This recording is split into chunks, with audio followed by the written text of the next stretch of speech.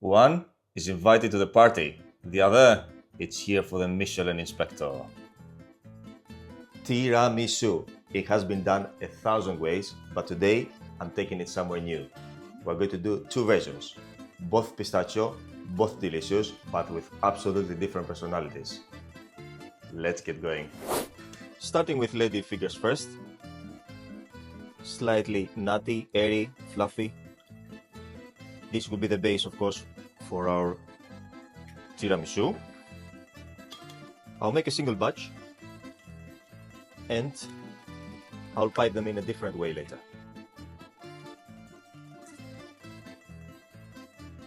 A few drops of lemon for stability. Start beating your meringue to soft peaks. Mix in the flour with the corn flour. And slowly add the sugar in about 2 to 3 different batches. The meringue is not going to deflate or split that way and it's going to come nice, soft peaks, just like that. Beat the egg yolks with the rest of the sugar until creamy, light and fluffy. You're looking for that white pale color. Just like that. Mix in the meringue with the rest of the egg yolks, slowly in 2 to 3 different batches. I use this meringue motion to ensure that everything stays in place. Now slowly add the corn flour with the flour mix, sieve it, and do the same thing that I did with the spatula with the meringue. Slowly add it in. Don't overmix it. This is exactly what we're looking for. Not overmix it, otherwise it will collapse. Put in a piping bag and we're ready to pipe. Do any size you like. I went for classic Ladyfingers for the classic one and round for the fine dining. Sprinkle icing sugar, absolutely necessary. And bake 180 degrees 20 minutes. Once they are golden and cool, we're ready to build. Now for the mascarpone cream. Soak 2 gelatin leaves in cold water. Pistachio paste, I found it online, it's 100% pistachios. And mascarpone. Start again with the meringue. Add lemon juice again and beat to soft peaks. Meanwhile, make the zabaione. Zabaione is going to ensure that it stabilizes the cream nicely. Bring it to 82 degrees while you're making your meringue.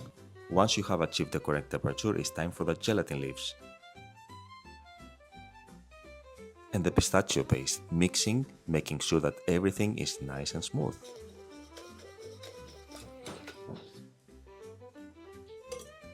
Meringue is ready, soft peaks again, and in another mixing bowl start working on that whipped cream. Add some vanilla and bring it to soft peaks as well. Time to mix the mascarpone with the rest of the pistachio mix. Fold it gently, you don't want to overmix the mascarpone, and set it aside. Play around with the balls just to make sure you have enough space, and then as soon as the whipped cream is ready, it's time to make smooth our pistachio mascarpone base. Just beat it only for a few seconds, don't overdo it please. Now first fold the whipped cream.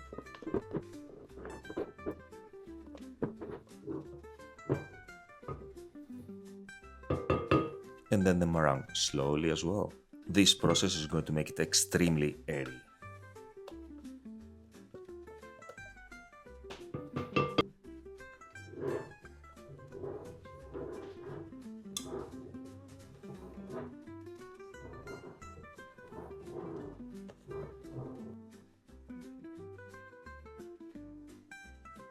Ladyfingers are ready.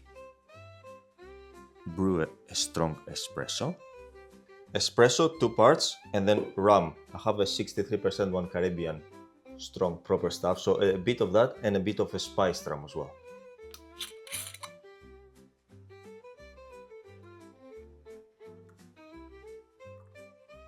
Slightly trim the Ladyfingers to ensure you have some proper nice looking layers.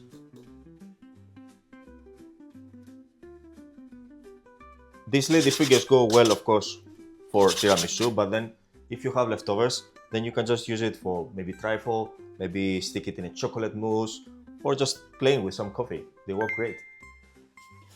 Instead of dipping, I will brush it. This will control the amount of coffee and alcohol I can use on the final dessert.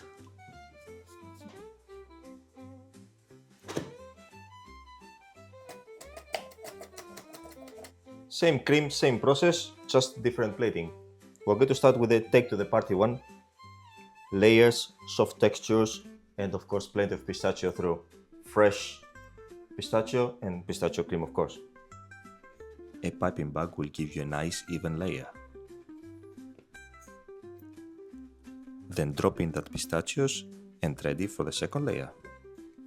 Ladyfingers, more cream, and instead of cocoa powder, pistachios, plenty of them. Let it set overnight for maximum flavor. Serve it cold, of course, and yes, it travels well for that party. Now, for that Tiramisu 2.0, we're going to start with rings. You can use silicone molds, but I have rings for this moment.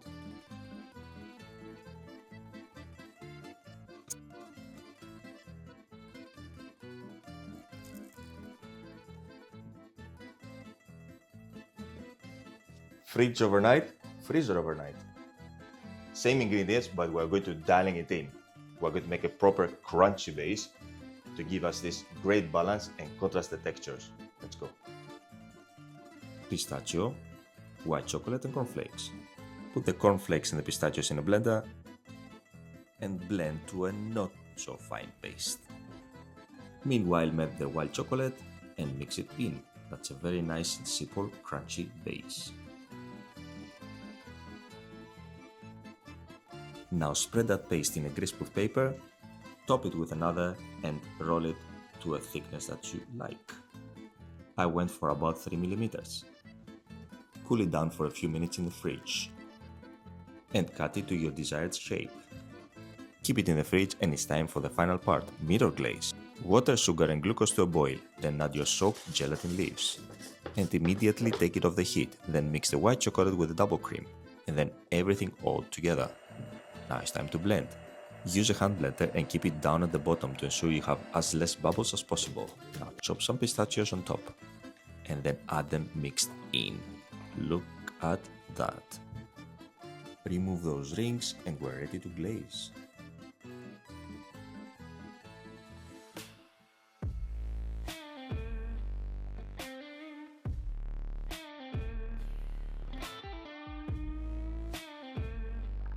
Crunchy base at the bottom and those beauties on top. The classic one gets you compliments. This one gets you a second date. Here we are. Both of them ready. Classic, fine dining. Classic is like your favorite hoodie. Warm, nostalgic. It's always a win. This one, glamorous, elegant. Basically Beyonce in dessert form.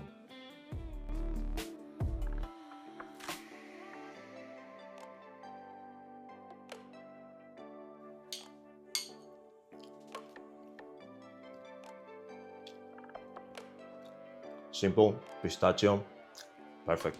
No notes really. Let's go for the beauty. The crunch underneath.